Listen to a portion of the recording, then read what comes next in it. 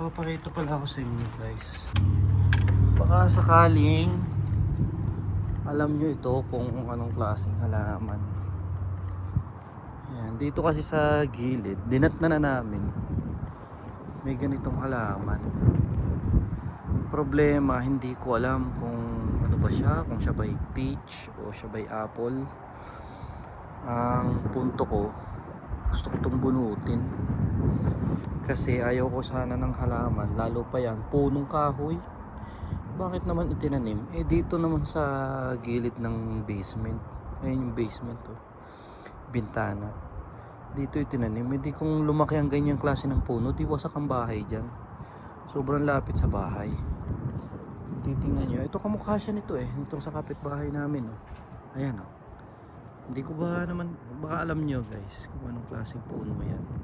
Hindi ko alam kung mansanas or peach. Ito ang mansanas. Ito kasi last summer nakapamitas kami diyan. Ayan oh. Mansanas yan, heather. Pero itong puno na to, hindi ko alam kung ano yan. Hindi ko talaga alam. Wala ko idea. So, ang unang-una, ayaw ko sana nang nandyan yan. Kaya tinry ko na siyang bunutin. Ayan oh. At mabubunot naman siya.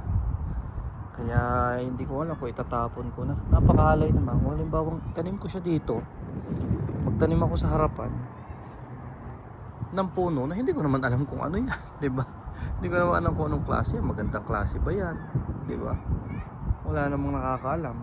E di kaysa itanim ko yan diyan, tapon ko na lang, 'yun ang bala ko sana.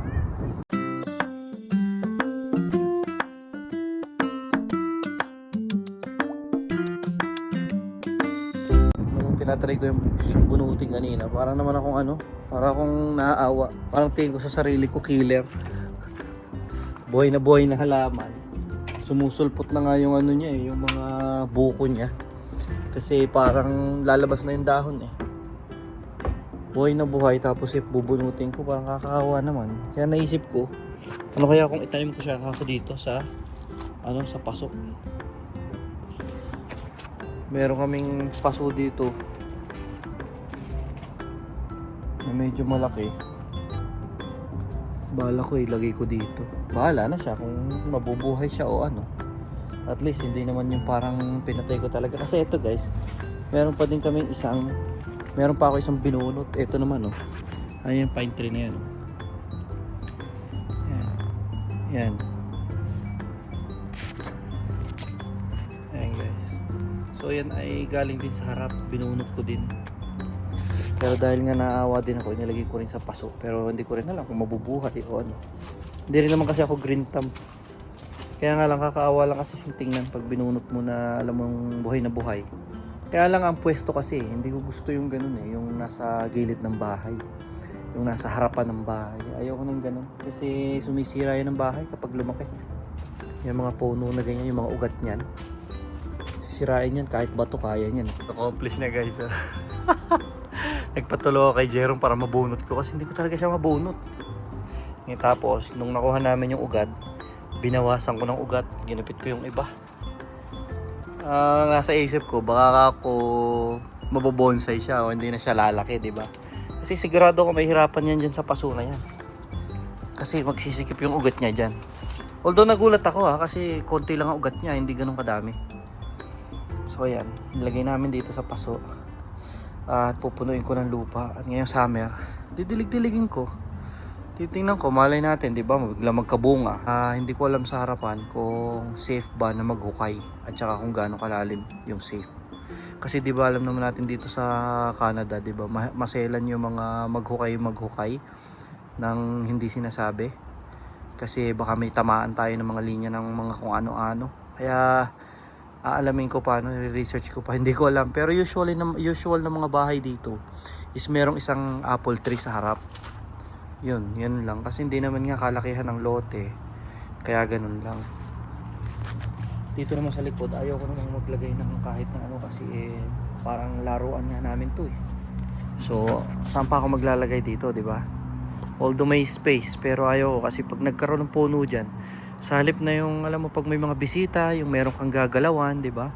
Pwede kang maglagay ng tent dyan, di ba? Mag-camping-camping dyan, kunyari.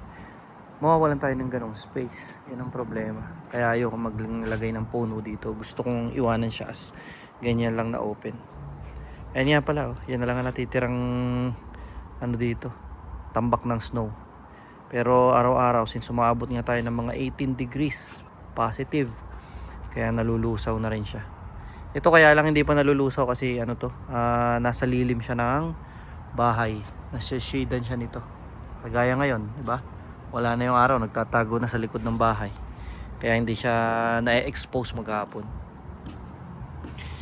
Ayan. So ito yung ating halaman. Ang taas na pala niya.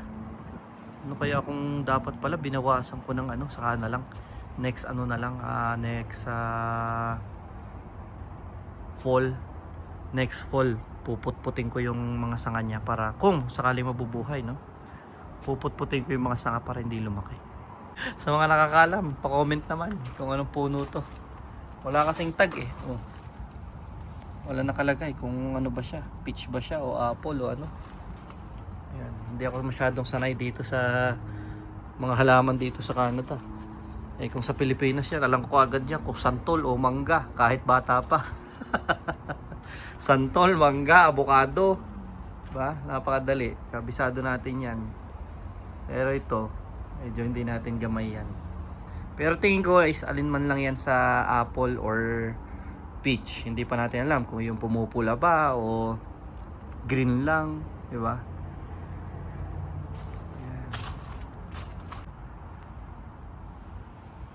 Yun o.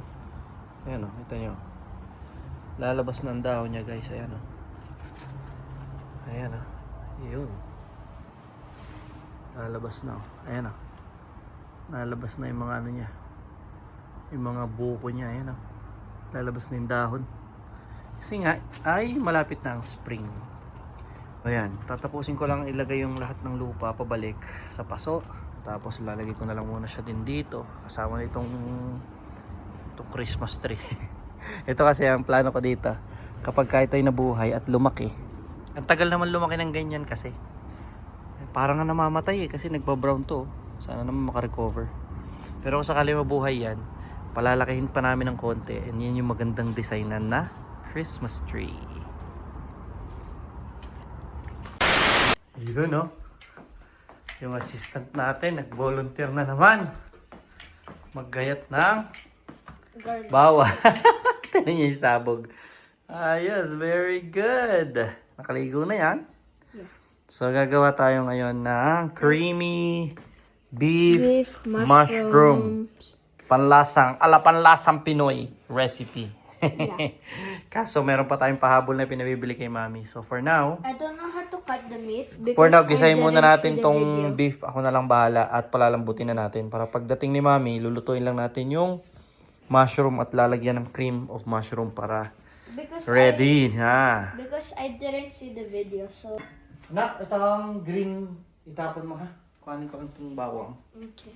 Tapos, tapon mo po yung sa green bin sa labas. Kasi ay Green collection tomorrow. Collection bukas ng green garbage. Green compostable. Yan. So ayan, uy, dry na dry oh. Maasahan na yung maliit eh. Sasaing na, naggagayat na ng bawang sibuyas. Kahit anong gayat. Nahayaan ko. Di naman importante ang gayat sa amin. Importante natututo siya na mag-start gawa-gawa sa bahay. Tatapon ng basura. Napapakinabangan ha. Sulit na sa kinakain. Gusto naman niya yung siya inuutusan. Siya may nagagawa. Excited kapag magluluto ako. Gusto lagi siya magagayat. Naninipis lang natin.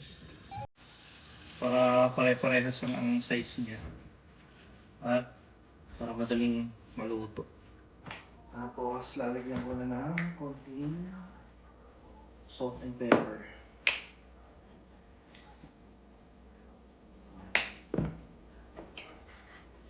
Siyempre, kung lagi may Konting, pakagat lang ng isa. Konti lang. Lang to, chili flakes. Pag nagbababad ako ng kanila, ko nilalagyan niya. Olive oil. Bang, pagka nalagyan mo ng pamintat bawang pa. So hindi naman sinir ni ano eh. Panlasang Pinoy. Naisip ko lang, parang maganda ko siya. Experiment!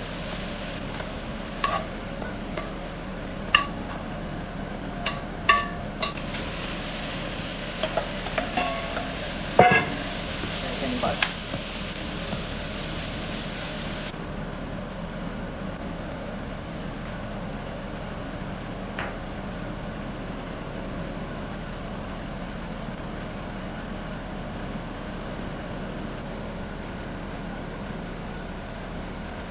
Masarap oh. Toasted na flavor sa gitna.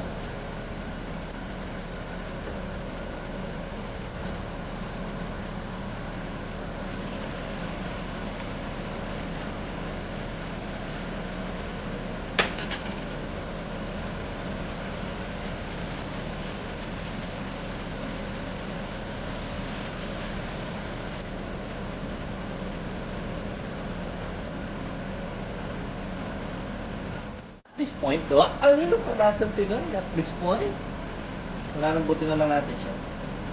Gusto ko pagbaka, yung talagang nalalasog-lasog na sa sobrang lambot. Lagyan na natin ito sa low. Ayan. Check natin. Bango.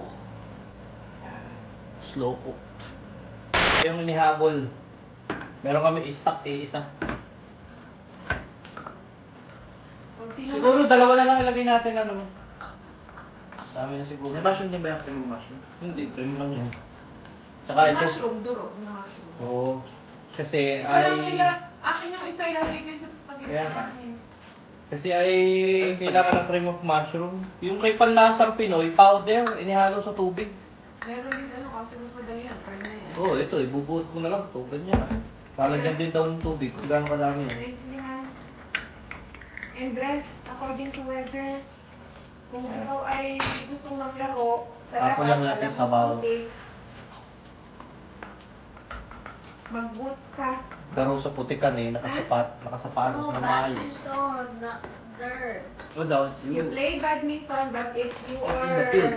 Yeah, you play... Why do you play badminton in the field? There's a tarmac. Para kayo, That's so field. para kayo naglalaro sa araruhan doon. Field. Only junior high sir there. Ha? Uy. Tapos tatago ka. Ay, Nilaban ang damit niya, madumi. you're being a liar now. Are you?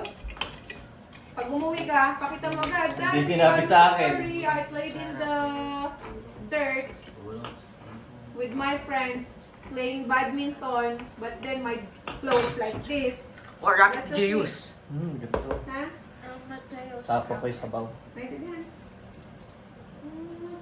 nga tayo natutunan mo. And ito, Pagkatapos. Ha? nakauwi na ng ano. Hindi pa nadating. Ang nakalagay sa status ng cargo ay on water. Ha? Baka mauna pa tayo dun. Ayun nga eh. Hindi malaan kung ano.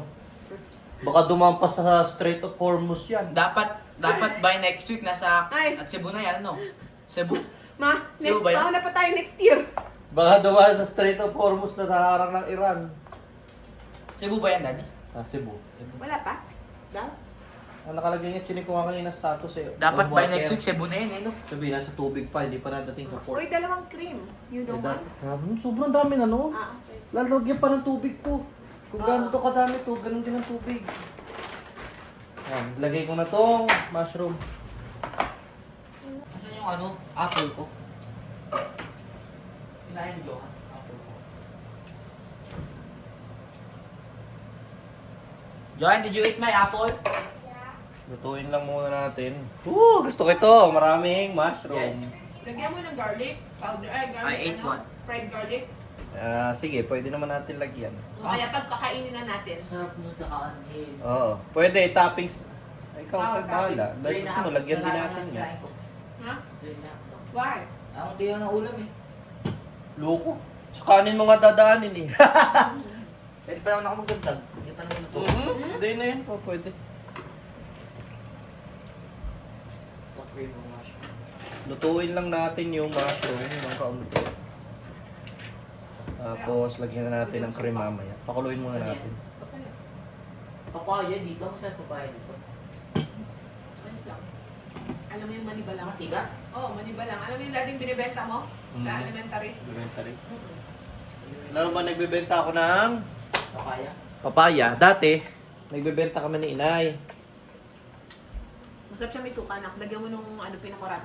Dali, sausaw tayo. Pinakuha?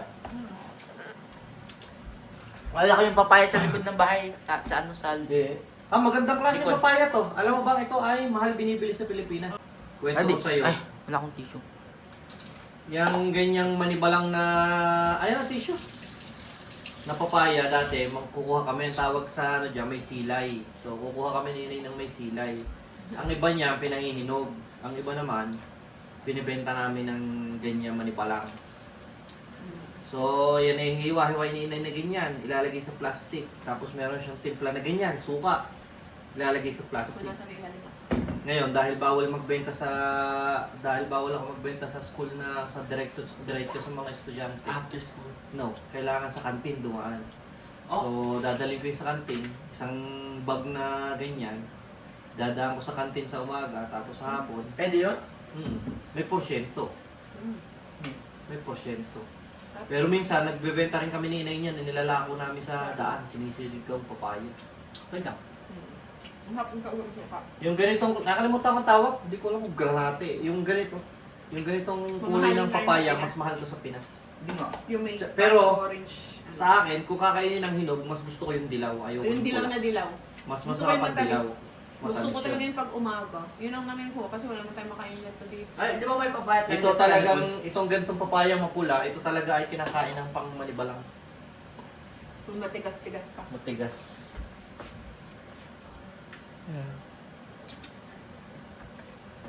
Kung nasa mga maigi na. Kasi mapagtot yan. Si Inay kasi, lahat na yun ibinenta. Yung baba. Di ba yun? Lahat na ay ibinenta. Mabubuhay yung aking inay. Bakit nga ba hindi naging ano, uso kay... Tama di ba, negosyante na noon, no? Pero hindi lumawak ang business. Kaya nga eh. Parang lalawa kasi, hindi lalawa kasi hindi naman kasi buy and sell ang ginagawa. Alam mo sa mga nagbebenta, mas yumayaman yung mga buy and sell. Kaysa doon sa yung kung ano lang ang inani mo, sa looban, sa Bebenta. bukid, yun lang Kaya ibebenta kung mo. walang ani, wala. Sapat lang yun, lagi. Sapat lang lagi. Hindi talaga yun yung talagang ikaw mo businessman na ano. Parang mangingisda. Kung sino yung nangingisda, sila ang mga walang pera, laging kapurit lang. Pero yung nagbabuy and sell, yung bumibili ng isda, ibebenta sa palengke, yung mga yumayaman.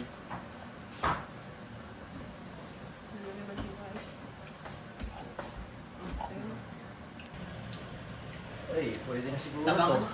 Yung ganito sa pinta ko at tamis. Kaya, ito ba yung alakain mo yung buti si Joe? Watermelon. Noong pinagbubuntis ka, nabili kami niya sa Kadiwa. Yeah. Hindi ako makakain. Nabili kami ng ganyan sa Kadiwa.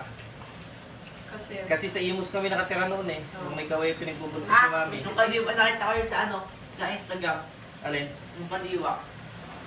Si Rice Velasquez.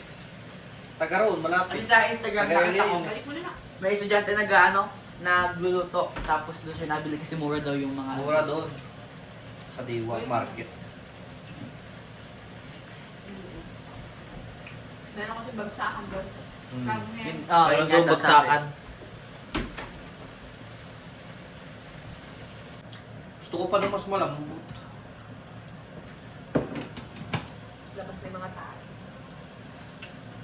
Pero, alam mo kuya, dati, nagtitinda ka kami ng papayang ganyan, pero hindi ako nakain ng ganyan. Hindi ka mahilig. So, mahilig si Linyo. Kasi Yung mga bata, taka ako kung bakit gusto nila.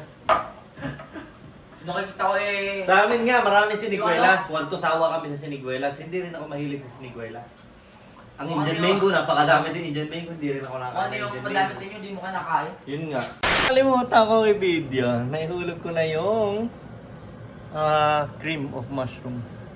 Tapos nilagyan ko ng tubig. As per sa instruction dito, ay stir in 1 full can of water or milk. Heat on medium just to a boil and then stirring often. So ayun. Hahaluin ko na lang to ng hahaluin hanggang sa kumulo. Alright! Mamaya kakain na. Yun oh. Ang lapot oh. Kainan na. Kakaalaman na. Moment of truth. With So good. Tapos, fried garlic. tatapingan ng ano, ng garlic. I don't have garlic. Ako, kami ni Mami, maglalagay kami niya. Fried garlic. I'll get Oh, more. dami kong kanin. Yari na naman. Do you want some? Hindi daw siya maglalagay ng fried garlic. Ayun yan, kasi may pait-pait sa kanya. Hindi ko siya